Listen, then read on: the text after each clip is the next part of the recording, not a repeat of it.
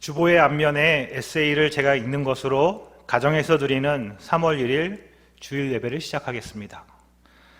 사랑하는 시온 가족 여러분, 하나님의 은혜와 평강이 시온 가족 모두에게 충만하기를 소원합니다. 이번 코로나19 감염병의 위기 경보가 심각 단계로 격상됨에 따라 시온 교회는 목회자 및 운영위원들과 협의를 통하여 다음과 같이 결정하였습니다. 먼저 3월 1일 주일 예배를 가정 예배로 전환하며 3월 7일 토요일까지의 모든 예배와 모임을 일시 중단합니다. 3월간 기도회는 목회자들만 교회에서 드리며 시온 가족들은 각 가정에서 개별적으로 드리도록 하겠습니다. 이런 결정에 대해 시온 가족들의 다양한 의견이 있을 수 있다고 생각됩니다. 그렇다고 가정 예배가 신앙을 지키지 못하는 일이나 신앙의 타협이 아님을 말씀드립니다. 만일 외부의 압력이나 핍박으로 예배를 드리지 못하게 된다면 우리는 목숨을 걸고 신앙과 예배를 지켜야 합니다. 하지만 코로나19로 인하여 일시적으로 가정 예배를 드리는 것은 전혀 다른 문제입니다. 즉, 가정 예배로의 전환은 사회적 공공성과 덕을 위함입니다. 현재 상황을 살펴보면 코로나19의 감염이 교회 모임과 예배 현장에서 확대되고 있습니다. 따라서 일시적인 가정 예배는 우리가 사는 사회를 안정화하는 데 일조하는 것입니다. 만일 코로나19가 장기적이며 광범위한 지역 감염으로 확대된다면 의료 대란은 피할 수 없을 것이며 기저질환자, 노약자, 장애인들과 같이 건강이 온전치 못한 분들은 큰 위험에 노출될 것입니다. 이런 아픔을 겪지 않기 위하여 우리 교회는 선제적으로 공공의 유익과 안전을 위해 대중예배를 잠시 멈추고 가정예배로 전환하기로 결정한 것입니다. 이번 일이 우리 교회에 더욱 성숙하고 성장하는 기회가 되기를 바랍니다. 첫째는 주일에 함께 모여 예배하고 교제하는 것이 얼마나 큰 기쁨이고 위로가 되는지를 절감하고 예배를 사모하는 우리가 되는 것입니다. 둘째는 함께 만나서 예배하고 교제하지는 못하지만 전화, 문자, 카톡, 그리고 손편지로 시온 가족들 간의 교제가 더욱 깊어지기를 바랍니다. 셋째는 가정 예배를 통해서 가족들 간의 사랑이 더욱 깊어지고 함께 말씀을 나누는 습관이 생기길 소망합니다. 넷째로 우리 교회는 혼자이신 어르신들이 많습니다. 더욱 세심히 살피고 교제하는 시온 가족이 되기를 바랍니다. 모두 힘든 시기를 지나지만 우리 모두 한 마음으로 함께 기도하며 더욱 사랑하며 서로 격려합시다. 우리의 도움이 여호와께로 말미암음을 기억하며 주의 은혜를 사모합시다. 하나님의 은혜와 평화가 시온 가족들 가정가정에 넘치기를 기도합니다. 아멘. 우리 함께 사도신경으로 우리의 신앙을 고백하겠습니다. 전능하사 천지를 만드신 하나님 아버지를 내가 믿사오며 그 외아들 우리 주 예수 그리스도를 믿사오니 이는 성령으로 잉태하사 동정녀 마리아에게 나시고 본디오 빌라도에게 고난을 받으사 십자가에 못 박혀 죽으시고 장사한 지 사흘 만에 죽은 자 가운데서 다시 살아나시며 하늘에 오르사 전능하신 하나님 우편에 앉아 계시다가 저리로서 산자와 죽은 자를 심판하러 오시리라. 성령을 믿사오며 거룩한 공예와 성도가 서로 교통하는 것과 죄를 사하여 주시는 것과 몸이 다시 사는 것과 영원히 사는 것을 믿사옵나이다. 아멘. 우리 함께 찬송가 370장 주 안에 있는 나에게를 한 목소리로 찬양하겠습니다.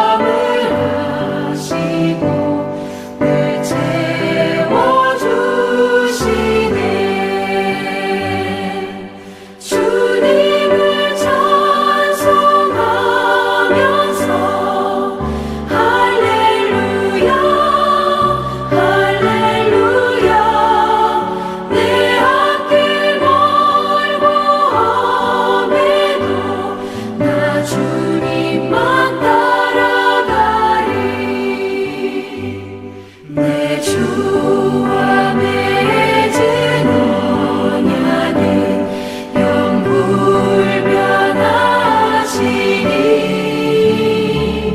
그 나라 가기까지는 늘 보호하시네. 주님을 찬송하면서 할렐루야 할렐루야 내 앞길 멀고 험해도 나 주님만 따라가리. 함께 기도하겠습니다. 사랑과 은혜가 풍성하신 주님, 오늘이 그저 의미 없이 주어지는 하루가 아니라 주님이 우리를 주님의 자녀로 불러주신 그 크신 사랑을 다시 기억하며 주님께 맡기는 하루인 것을 고백합니다. 세상 무엇보다 주님 안에서 살아가는 것이 바로 행복이고 기쁨임을 고백합니다. 주님께 예배드리는 이 시간이 우리에게 가장 의미 있는 시간인 것을 고백합니다. 코로나19 감염이라는 예상 밖의 사태로 인해 오늘은 우리 시온 가족이 함께 모여 예배드리지 못합니다. 각자의 가정에서 흩어져 드리는 가정 예배로 드립니다. 하지만 주님, 어느 곳 어떤 상황에든 우리는 주님께 예배 드릴 수 있습니다. 이 시간 우리의 전심을 담은 예배를 주님 앞에 올려드립니다. 이 예배를 통하여 우리의 주인 되시는 주님을 만나고 경험하는 시간 되기를 소망합니다. 찬양을 통하여, 기도를 통하여, 말씀을 통하여 주님께 더욱 가까이 가며 알아가는 시간 되도록 허락하여 주옵소서. 우리의 깊은 내면 속에 주님의 말씀이 새겨지는 시간 되게 하옵소서. 그 말씀이 내게 새로운 생명으로 채워지며 새로운 삶을 이끌어가는 운동력이 되게 하옵소서. 하늘의 문을 여시고 은혜가 채워지는 시간 되게 하옵소서. 예수님의 이름으로 기도합니다. 아멘. 오늘 우리에게 주신 주님의 말씀을 함께 읽겠습니다. 데살로니가전서 1장 1절부터 3절 말씀입니다. 바울과 실로아노, 디모데가 하나님 아버지와 주 예수 그리스도 안에 있는 데살로니가 사람의 교회에 이 편지를 씁니다. 은혜와 평화가 여러분에게 있기를 빕니다. 우리는 여러분 모두를 두고 언제나 하나님께 감사를 드립니다. 우리는 기도할 때에 여러분을 기억하고 있습니다. 또 우리는 하나님 우리 아버지 앞에서 여러분의 믿음의 행위와 사랑의 수고와 우리 주 예수 그리스도께 둔 소망을 굳게 지키는 인내를 언제나 기억하고 있습니다. 아멘. 한 주간 평안하셨습니까? 코로나로 인해서 온 나라가 뒤숭숭합니다. 많은 교회가 주일 예배를 드리지도 못하는 상황이지요. 오늘도 우리는 각자의 가정에서 예배를 드리게 되었습니다. 하지만 어느 곳에서든 어떤 상황이든 우리는 주님을 예배할 수 있습니다. 우리의 정성을 담아 주님께 예배를 드릴 수 있습니다. 이 예배가 그런 예배이기를 간절히 기원합니다. 혹시 옆에 사람이 계시다면 옆에 분과 인사할까요? 이렇게 인사하면 좋겠습니다. 예배자이신 당신을 축복합니다. 아멘. 광고는 사진으로 보내드린 주보를 참조해 주시면 좋겠습니다. 어려운 상황이라고 해도 주간 성경 읽기는 계속됩니다. 금주는 데살로니가 후서 1장입니다. 말씀을 통해 생명의 양식을 공급받는 매일이 되기를 소망합니다. 두 번째는 코로나19 때문이 아니더라도 시온 가족들이 다양한 상황으로 인해서 예배를 드리지 못하고 있습니다. 그렇지만 가족들 간에 서로 안부라도 물을 수 있지 않을까요? 이럴 때일수록 더욱 관심과 사랑을 보여주시기를 부탁드립니다. 이렇게 혼자 영상을 녹음하니까 참 이상하네요. 그래도 우리가 이렇게 예배를 드리는 수 있어서 참 감사합니다. 이제 말씀을 시작해 볼까 합니다. 저는 비록 지방의 소도시지만 도시에서 태어나 서울로 올라온 이후에 지금껏 도시에서 자라고 생활했습니다. 도시라는 곳의 특징을 한마디로 말한다면 무엇일까요? 여러 가지로 이야기할 수 있겠지만 저는 바쁨이라는 말로 표현하고 싶습니다. 도시는 바쁩니다. 한적하고 조용한 느낌이 아니라 너무나 치열하게 전투가 벌어지는 곳입니다. 경쟁이 너무나 치열하게 벌어지는 곳입니다. 밤낮이 없습니다. 한밤중에도 불이 켜진 건물과 일하는 사람이 많습니다. 그러다 보니까 도시의 사람들은 늘 휴식할 곳을 찾습니다. 도시 사람들이 생각하는 종교도 마찬가지입니다. 이 힘들고 지친 생활 속에서 마치 정글과 같은 도시 속에서 일주일에 한 번쯤 종교를 통해서 쉼과 위로를 얻고 싶다. 도시 사람들은 누구나 이런 마음을 가질 수 있습니다. 도시 사람들 중에 많은 이들은 우리 교회를 그런 일상의 도피처쯤으로 생각하는 듯 보입니다. 위로를 얻고 속세에 찌든 때를 좀 씻어내고 착하게 살 수 있는 무언가를 얻는 곳이라고 생각합니다. 그렇게 마음을 가다듬기 위해서, 내 마음의 위로를 얻기 위해서 일주일에 한 번쯤 교회 가는 것 좋다고 생각합니다. 그런 사람들에게 그렇게 사는 건 진정한 그리스도인으로 사는 것이 아니다, 그렇게 사는 건 진정한 그리스도인의 삶이 아니라고 하면 그들은 이렇게 말하지요. 아니, 그렇지 않아도 힘들어 죽겠는데 뭘 더 그렇게 요구하느냐고 말입니다. 자신에겐 그 정도만으로 충분이고 최선이다 라고 말합니다. 정말 우리 교회가 그런 곳일까요? 종교에 대한 일반적인 기대는 그렇다고 하더라도 성경이 말하는 교회가 정말 그런 곳일까요? 물론 현대 교회는, 특히 요즘 한국 교회는 가능한 많은 사람이 올 수 있도록 다양한 편의를 제공합니다.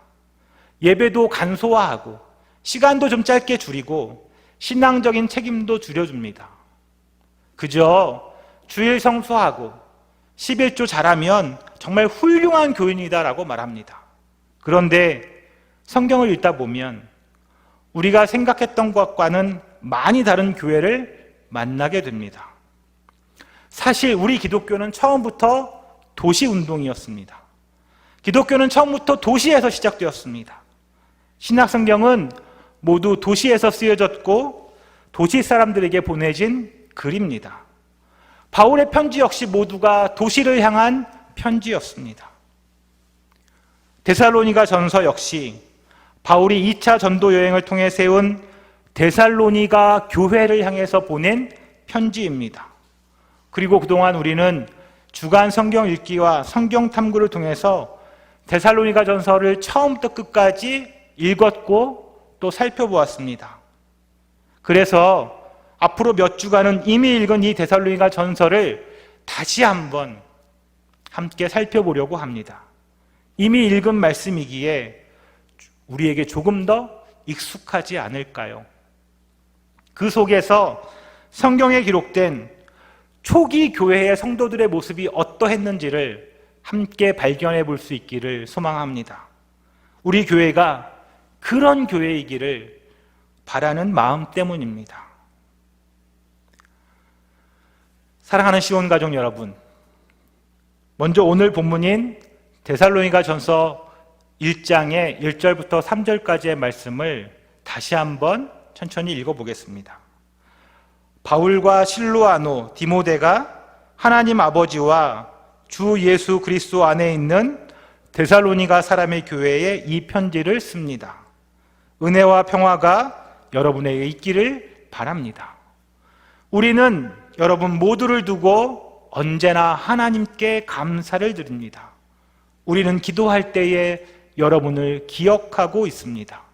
또 우리는 하나님 우리 아버지 앞에서 여러분의 믿음의 행위와 사랑의 수고와 우리 주 예수 그리스도께 둔 소망을 굳게 지키는 인내를 언제나 기억하고 있습니다. 아멘.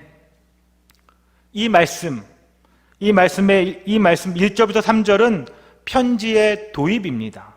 짧은 인사말과 감사로 시작됩니다. 그 짧은 구절에 데살로니가 교회가 처음부터 얼마나 특별한 공동체였는가를 바울은 잘 기록해 놓고 있습니다. 바울은 데살로니가 교회를 가리켜 데살로니가 사람의 교회라고 적습니다. 이 교회는 하나님 아버지와 주 예수 그리스도 안에 있는 데살로니가 사람의 교회였습니다. 이 데살로니가 사람의 교회를 정확히 보려면 먼저 고대 도시 데살로니가에 관해서 좀 알아야 합니다. 데살로니가는 주전 315년경에 마케도니아의 왕이었던 카산드라가 26개 마을의 주민을 집단으로 이주시켜 만든 신도시입니다. 도시 이름은 자신의 부인의 이름을 따서 만든 것이죠. 이후에 마케도니아는 로마와의 전쟁에 패했고 이곳은 로마의 한 주로 편입됩니다. 이때 로마에 편입된 마케도니아의 수도가 데살로니가입니다. 데살로니가는 그래서 마케도니아 시대에도 로마 시대에도 큰 도시였습니다. 도대체 인구가 얼마나 되었을까요? 약 12만 명쯤 되었다고 합니다. 당시 고대의 도시들은 어땠을까? 지금 우리가 사는 이런 곳과 비슷했을까요? 고대 유적이 잘 발굴된 수리아의 안디옥 같은 경우 도시 길이는 길이가 약 3.2km, 폭이 1.6km 정도였다고 합니다. 면적을 계산해 보니까 우리가 살고 있는 이 성산동과 우리 옆에 상암동을 합해 놓은 정도 되는 면적입니다. 생각보다 작더라고요. 그곳에 12만 명이 살았습니다. 현대 도시 이상의 엄청난 인구 밀도를 보였겠지요. 요즘은 다들 고층 아파트에 삽니다. 그렇기에 적은 면적에도 많은 사람들이 살 수 있었는데 고대 당시에는 그런 아파트도 없었는데 어떻게 사람들이 그렇게 많이 살 수 있었을까요? 당시 고대 주택은 연립주택이었다고 합니다. 5층 정도의 인슐라라는 건물이 주된 거주지였습니다. 물론 큰 부자들은 단독주택, 저택에 살았고 이 연립주택은 주로 가난한 사람들이 살았습니다. 여러분 상상이 가시나요? 좁은 연립주택이 다닥다닥 붙어 있는데 건축 기술이 지금과 같지 않아서 잘 무너지기도 했다고 합니다. 큰 도로가 있었는데 큰 도로라고 해도 우리 교회 앞에 있는 도로보다 적은 4에서 6m 정도에 되는 이면도로 수준이었습니다. 나머지 대부분은 그보다 좁아서 그저 걸어 다닐 수밖에 없는 길이었겠지요. 그 연립주택에 요즘처럼 보일러는 있었을까요? 상하수도는요? 당연히 없었겠지요. 그저 방만 다닥다닥 붙어있는 구조였습니다. 그래도 부엌은 있어서 숯불 화로에서 음식을 했다고 합니다. 화로의 연기는 어떻게 했을까요? 그냥 창문으로 내보내야만 하는 그런 구조였습니다. 그 창문이요? 당연히 유리창 같은 것은 없었습니다. 그저 뻥 뚫어 놓은 구멍 같은 것이었겠지요. 비가 오면 형편이 괜찮은 집은 가죽으로 창문을 막아 비를 막았고 보통 일반의 집들은 천으로 들이치는 비를 막았습니다.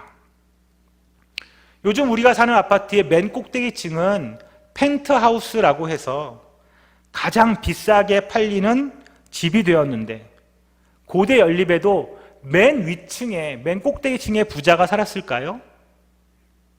아니요. 당연히 가난한 사람들이 살았습니다. 높은 데까지 물을 길러 날라야 했고 건물도 자주 무너지니까 어려운 사람일수록 좀 가격이 싼 고층에 살았습니다. 화장실은 어땠을까요? 당시 화장실은 그냥 길에 구멍을 뚫어 화장실로 사용했다고 하던데, 그럼 고층은 어떻게 했을까? 우리 옛날처럼 요강 같은 것을 사용했다고 합니다. 문제는 이 요강을 급히 비워야 하는 경우가 생긴다는 거지요. 그럴 때는 그냥 창문 밖으로 슉 버렸다고 합니다. 놀라운 일이죠. 지나가다가 이를 맞는 사람이 이것 때문에 소송을 제기했는데 당시 판결은 그저 뒤집어 쓴 사람 잘못이라고 판결했다네요. 여러분, 어떻게 고대 도시의 모습이 좀 그려지십니까? 로마의 신전과 개선문 같은 웅장한 건축물만 보면 정말 대단하고 화려한 도시처럼 생각했을 수 있지만 실제 고대 도시는 그저 지저분하기 짝이 없었습니다. 수로가 있어서 늘 깨끗한 물을 공급받았다고 하던데, 그것도 우리 농촌의 수로를 생각해 보면 정말 그러했을까 의문이 듭니다. 실제로는 아마도 수로의 물도 자주 끊기고 온갖 더러운 것들이 잔뜩 들어가서 매우 지저분했을 겁니다. 이렇듯 고대 도시는 먼지와 쓰레기와 벌레 천지였고 곳곳에 하수와 배설물들이 넘쳐났습니다. 그 결과로 고대 도시는 온갖 전염병과 악취에 시달렸습니다. 혹여 역병이라도 들면 도시 인구의 30% 이상이 죽었다고 합니다. 인구가 줄면 사람들은 또다시 주변 지방에서 다시 많은 사람들을 유입해 왔습니다. 늘 새로운 사람들이 득실거리게 되지요. 모르는 사람이 많으면 범죄율도 올라갑니다. 밤에 함부로 밖에 다니면 안 되는 위험한 곳이 도시입니다. 고대 도시는 이런 현대 도시의 온갖 문제점을 극단적으로 드러내는 곳이었습니다. 노숙인, 빈민, 고아, 과부들로 넘쳐나고 삶의 생존권이 늘 위협받는 곳이며 아이들을 키우기에도 너무나 어려운 곳이었습니다. 도둑이나 강도들도 무척 많았다고 합니다. 데살로니가 역시 이런 곳이었습니다. 이런 곳에 데살로니가 교회가 세워졌습니다. 교회가 세워졌다고 하면 우린 쉽게 건물을 떠올리지만 당시 교회는 그런 곳이 아니었습니다. 교회라는 뜻의 헬라어 에클레시아는 건물은 당연히 아니었고 종교 조직을 말하는 것도 아니었습니다. 그저 모임이나 회합 같은 그런 것들을 일컫는 보통의 말이었습니다. 그래서 고대의 교회란 지금처럼 십자가가 달려있는 건물을 말하는 것이 아니었고 그저 사람들의 모임을 가리켰습니다. 어떤 특별한 목적을 가지고 모인 사람들의 모임을 교회라고 불렀습니다. 그렇기에 데살로니가 교회라고 하면 데살로니가 사람들의 모임, 데살로니가 사람들의 공동체라고 번역할 수 있습니다.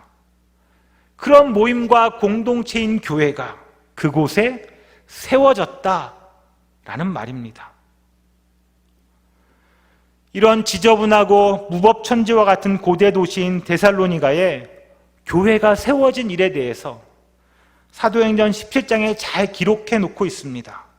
이것을 짧게 요약해 보면 이렇습니다. 바울의 2차 전도 여행 중에 환상을 보고 성령에 이끌린 바울 일행은 아시아 지역을 떠나 유럽으로 넘어갑니다.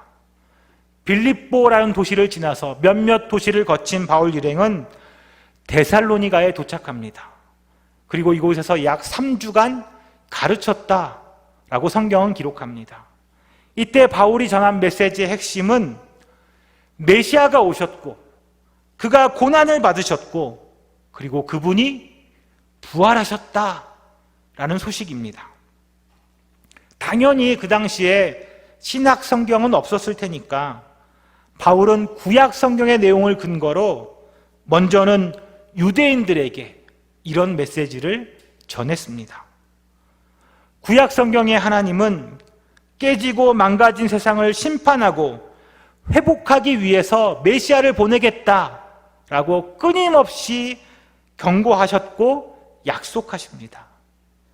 구약의 하나님을 모르면 세상이 망가지고 깨어져도 두렵지 않습니다. 그런 세상에 속해 아무것도 모른 채 그저 하루하루를 살아갈 뿐이지요. 그러나 구약 성경을 읽으면 우리 하나님이 심판하시겠구나. 불의를 행하고 약한 자를 괴롭히고 하나님을 두려워하지 않는 자들을 심판하시겠다고 약속하셨구나. 그 심판과 회복을 위해서 메시아를 보내시겠구나 라는 사실을 우리가 알게 됩니다. 바울은 마침내 찾아온 메시아를 구약 성경을 근거로 가르쳤습니다. 예수께서 메시아로 오셔서 하나님 나라를 가르치시고 고난을 받아 죽으시고 부활하심을 통해서 이 땅에 하나님 나라가 시작되었다라고 전했습니다.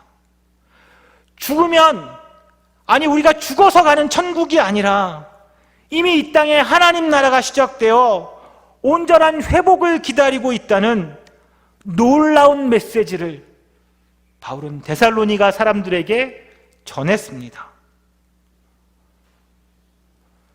복음을 전하는 일은 쉽지 않습니다.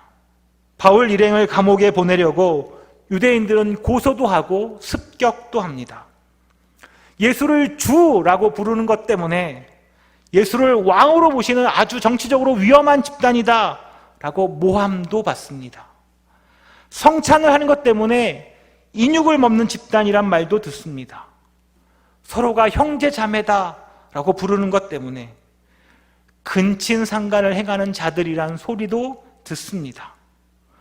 우상 숭배를 금하는 것으로 인해서 신전 장사를 하던 사람들로부터 내몰림을 당하기까지 합니다. 세상에 온갖 무리를 일으키는 아주 불온한 세력이다라는 누명까지 쓰게 됩니다. 이렇듯 초대 그리스도인들은 도시의 기득권층에게 위협이 되었으며 그래서 추방을 당할 수밖에 없었습니다. 세상이 미워하는 사람들이었습니다.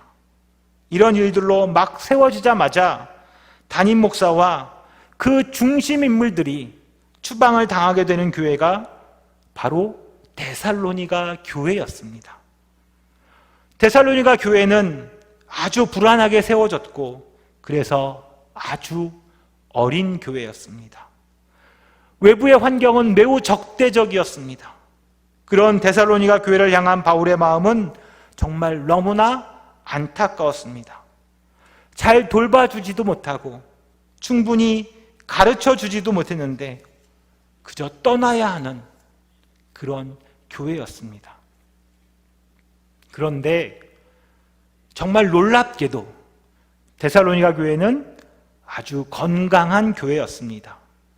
이 교회의 특징을 하나님 아버지와 주 예수 그리스도 안에 있는 교회라는 그 1절의 말씀은 너무나 잘 표현해 주고 있습니다.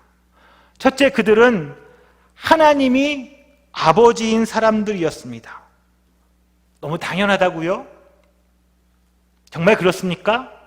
사실 이것이 우리 기독교의 핵심입니다.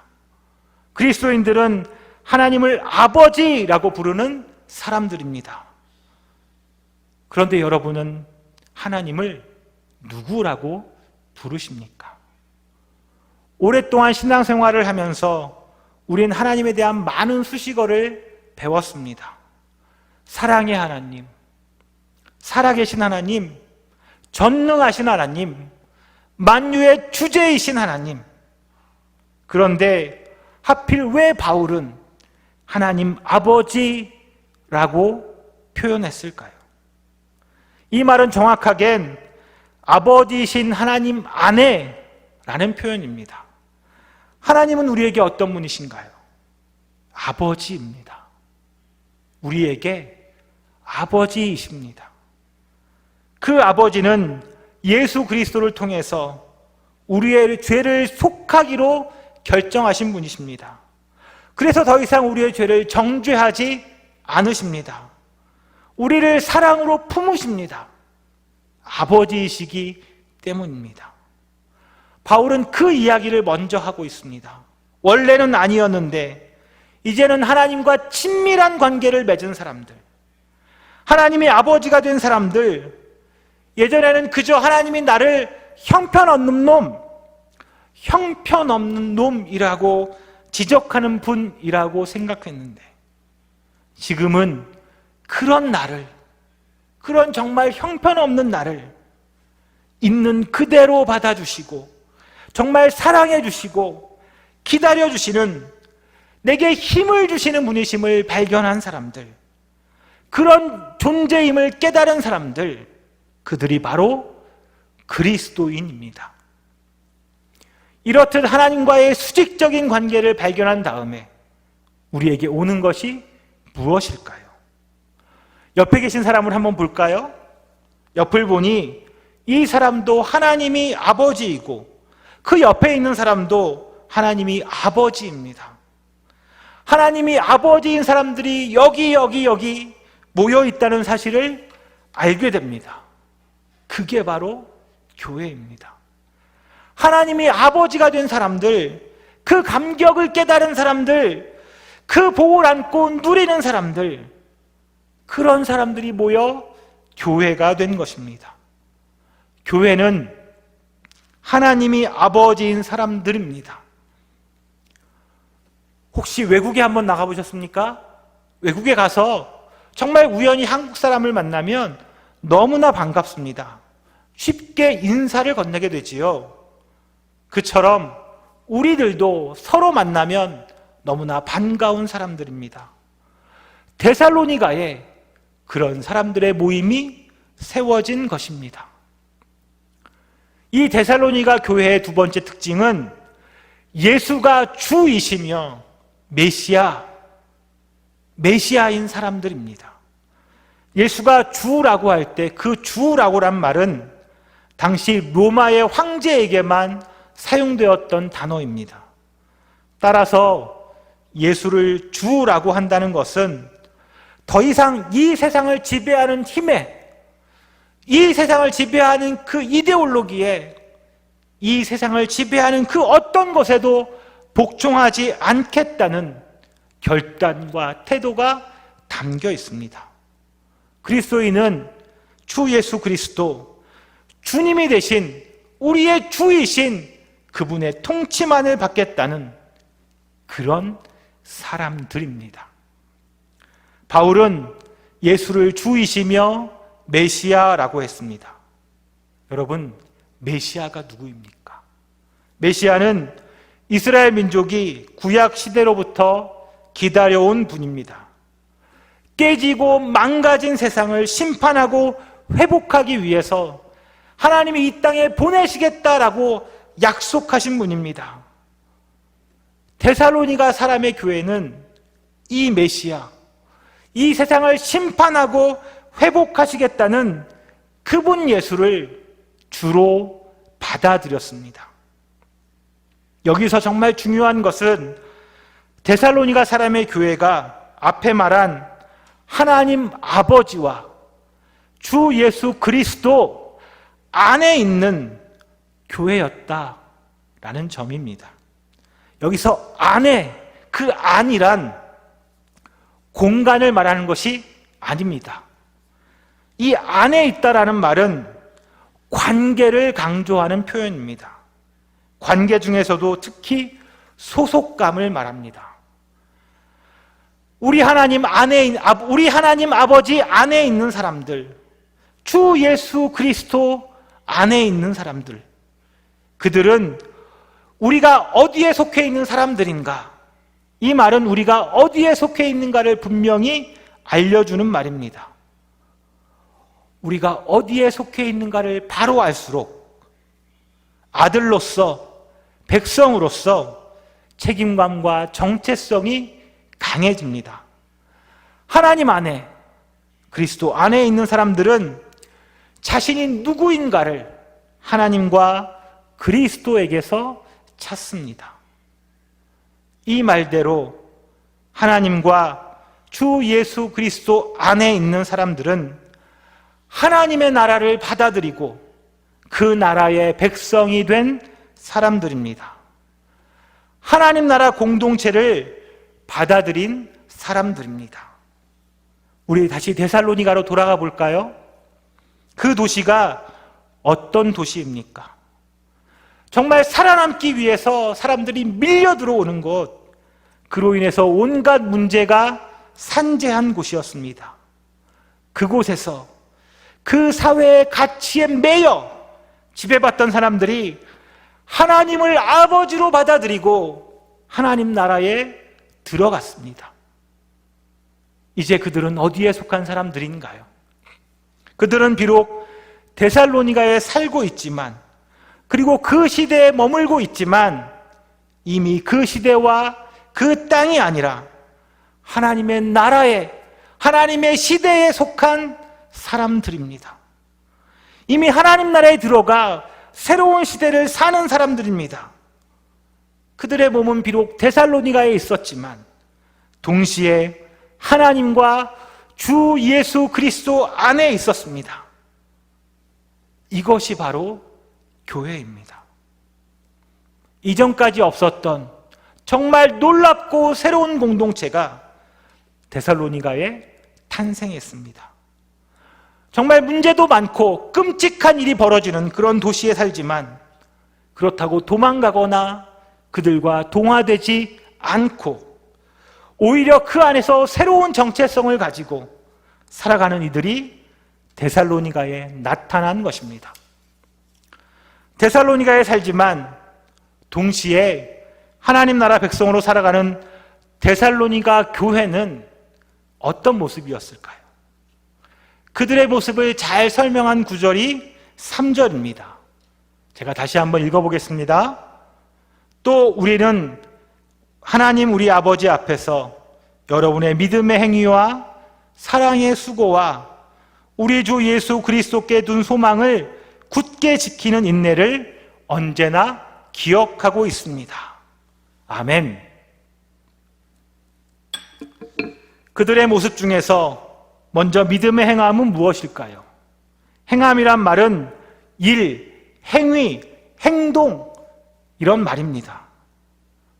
혹시 당신은 돈을 믿으십니까? 그렇다면 당신에겐 돈을 따르는 사람의 모습이 나타날 것입니다. 당신은 성공이 전부라고 생각하십니까? 당신에게 성공이 전부라고 믿으시나요? 그러면 당신에게선 성공을 쫓는 사람의 행위가 나타날 것입니다. 이렇듯 믿음은 행위를 부릅니다. 하나님을 아버지라고 부르는 사람은 자신처럼 하나님을 아버지라고 부르는 옆에 있는 사람들을 사랑하지 않을 수가 없습니다. 예수를 주로 모시면 다른 주인을 섬겨야 한다는 세상의 말에 귀를 기울이지 않게 됩니다. 이처럼 정말 진짜로 믿으면 행위로 드러나기 마련입니다. 이렇듯 데살로니가인들의 믿음은 행위로 드러났습니다. 어린 교회에 있지만 그들의 믿음은 진실된 행위로 드러났습니다. 다음은 사랑의 수고입니다. 여러분, 말로 하는 사랑은 쉽습니다. 하지만 사랑에는 수고가 따르고 그렇기에 당연히 쉽지 않습니다. 헬라어 말로 수고란 말은 역경, 고생, 수고, 노동을 뜻합니다. 사랑엔 수고가 따르고 어렵다는 말이지요. 사랑스럽기 때문에 사랑하는 것은 쉬운 일입니다. 그러나 성경이 말하는 사랑과는 거리가 멉니다. 성경이 말하는 사랑은 수고가 반드시 따릅니다. 사랑하기 힘든 것을 사랑하는 것입니다. 마음이 가지 않아도 사랑하는 것입니다. 그러기에 당연히 사랑은 수고가 따릅니다. 혹시 억지로 사랑하는 것은 가식이 아니냐라고 말할 수 있습니다. 하지만 이런 말에 속지 마십시오. 정말 억지로라도 사랑하다 보면 내 안에 사랑이 자라는 그것을 알게 됩니다. 이제 다시 도시로 돌아가 볼까요? 도시란 어떤 곳인가요? 혼자서라도 살아남아야 하는 곳입니다. 특히 고대 도시는 다닥다닥 붙어 살았지만 정말 외롭고 위험한 곳이었습니다.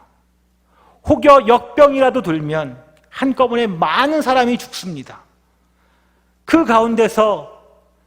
그런 상황 가운데서 우리가 할 수 있는 사랑의 수고가 무엇일까요?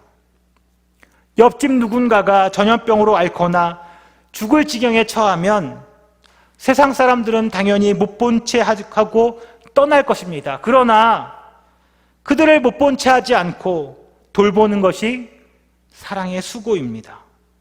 초대교회가 도시에서 정말 강한 영향력을 미친 이유는 이런 역병이 돌 때마다 그리스도인들이 자신의 생명을 신경 쓰지 않고 병든 자를 돌보고 정말 치료했기 때문입니다.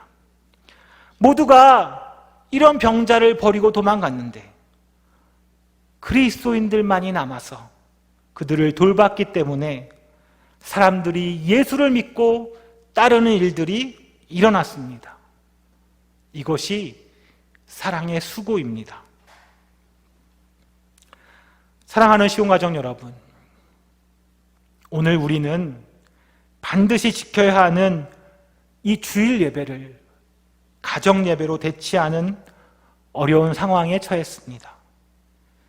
익숙하지 않은 가정 예배를 드리는 일은 수고가 따르는 일입니다.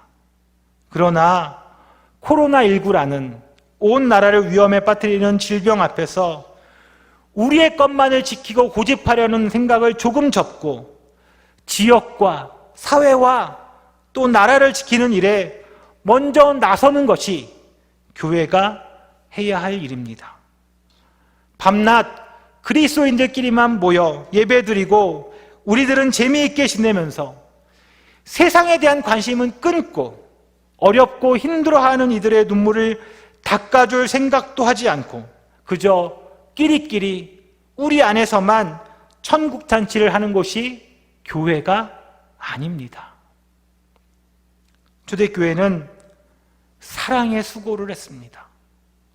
먼저는 공동체 안의 사람들을 돌보고 그리고 사회적으로 위기가 닥쳤을 때는 공동체 밖에 있는 사람들까지도 챙기고 돌보았습니다. 그것이 교회입니다. 이제 마지막으로 마지막은 소망의 인내입니다.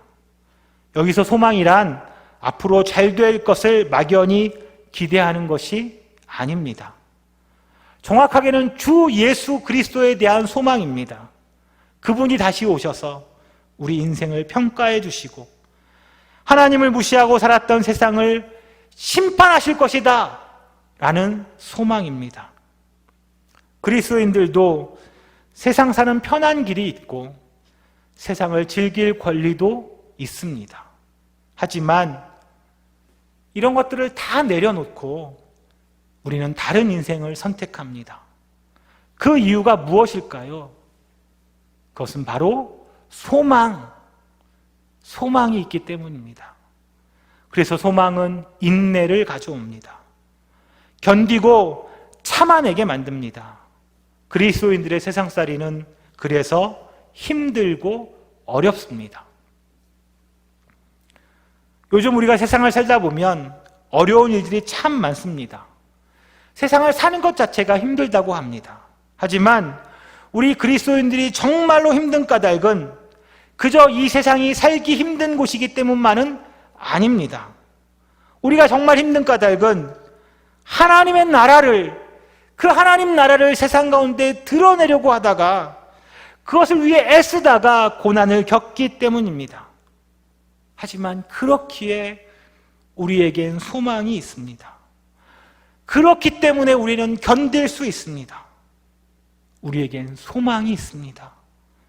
깨진 세상을 치유하고 계신 하나님, 그 하나님의 편에 서서 하나님과 함께 살다가 주님 앞에 가고 싶은 마음 때문에, 우리 주님 다시 오시는 날에 그 앞에 서고 싶은 마음 때문에 여전히 부족하지만 그분을 따라가 보면서 살겠다고 오늘 이렇게 발버둥 치는 것입니다. 도시 속의 그리스도인들은 그렇게 살아야만 합니다. 사랑하는 시온 가족 여러분, 오늘 우리는 교회 설립 이후 처음으로 주일 예배 대신에 각 가정에서 흩어진 예배를 드리고 있습니다. 아직 그렇게 큰 위기도 아니고 별다른 문제도 없는데 굳이 꼭 그렇게까지 해야 하는가 의문을 제기하는 분들도 계실 수 있습니다. 주일 성수라는 너무나 중요한 일을 그렇게 쉽게 생각하는가라고 말씀하실 분도 계실 것입니다. 또 우리 시온 가족들끼리 모여 정말 기쁘게 함께 예배드리지 못하는 아쉬움도 있습니다. 정말 가정에서 예배를 드린다는 것은 익숙하지도 않습니다. 온 가족이 딱 시간을 맞추어 함께 예배드리기도 어렵습니다. 예배를 드릴 때 집중도 잘 되지 않습니다. 그러나 오늘 우리는 그런 수고를 기꺼이 감당합니다.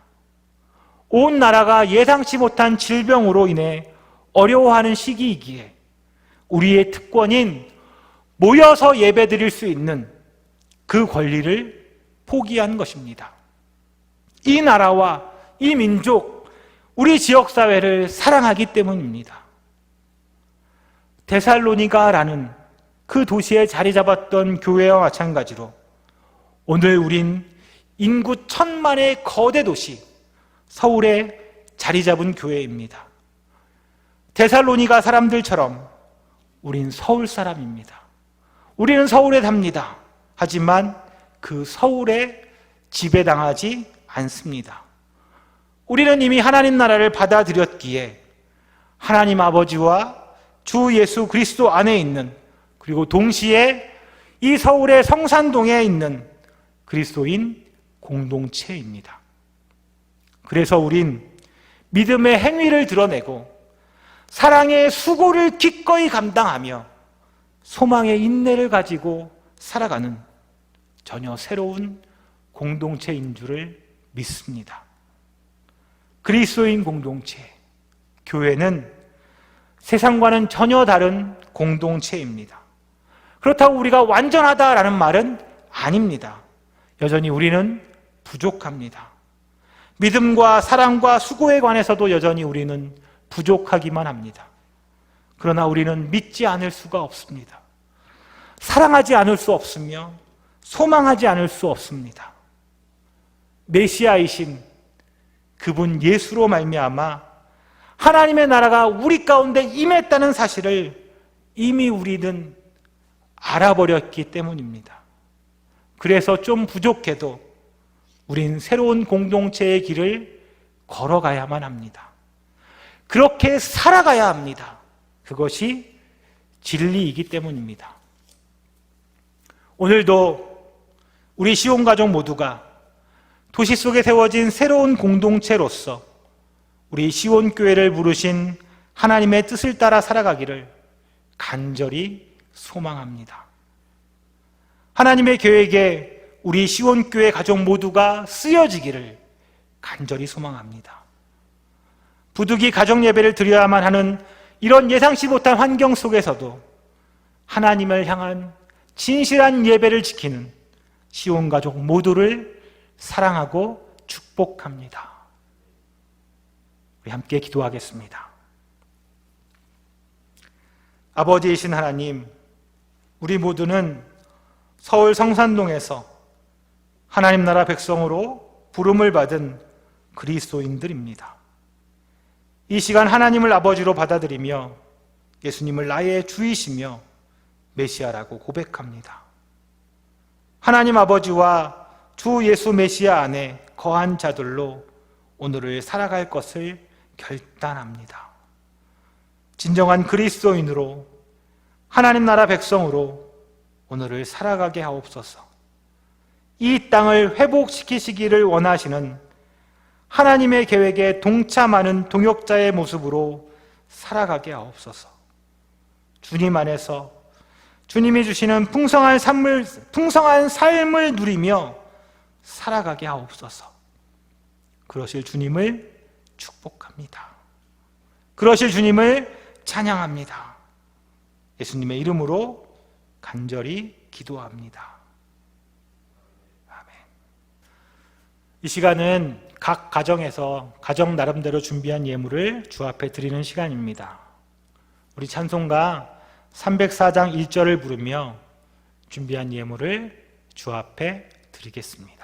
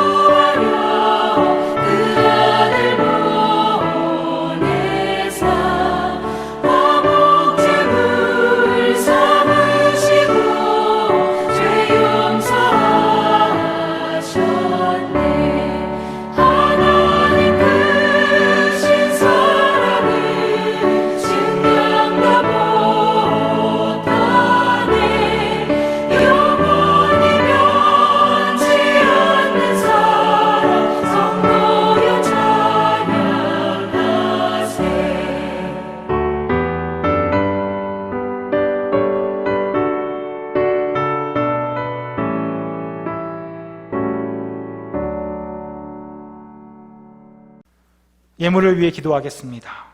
주님, 비록 함께 모여 예배드리지는 못해도 우린 여전히 주님을 예배합니다. 우리를 향해 값없이 주신 주님의 사랑과 은혜에 감사를 드립니다. 이 시간 우리 마음을 열어 주님을 맞이합니다. 주님을 받아들이겠습니다. 우리 안에 오셔서 좌정하시고 우리와 영원토록 동행하여 주옵소서. 주님의 목소리에 귀 기울이며 그 뜻을 따라 살며 끝까지 주님의 자녀로 살기를 소망합니다. 부족한 우리를 도와주옵소서. 매일의 베푸신 은혜에 감사드립니다. 이 시간 정성으로 준비한 감사의 예물을 주 앞에 올려드립니다. 주님, 기뻐 받아 주옵소서.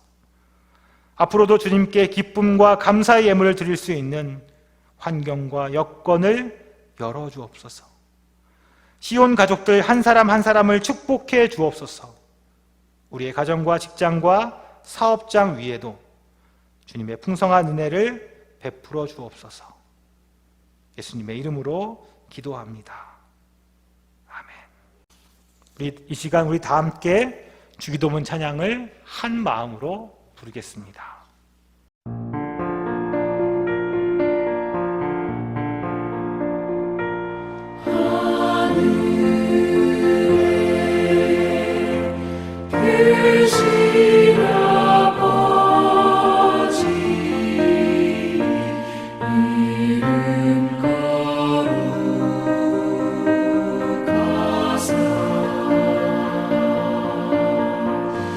주님 나